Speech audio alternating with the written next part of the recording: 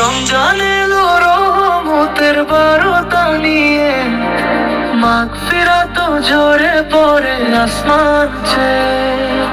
রমজান এলো রহমতের বারতা নিয়ে, মাগফিরাত ঝরে পড়ে আসমান ছেয়ে। শেহরি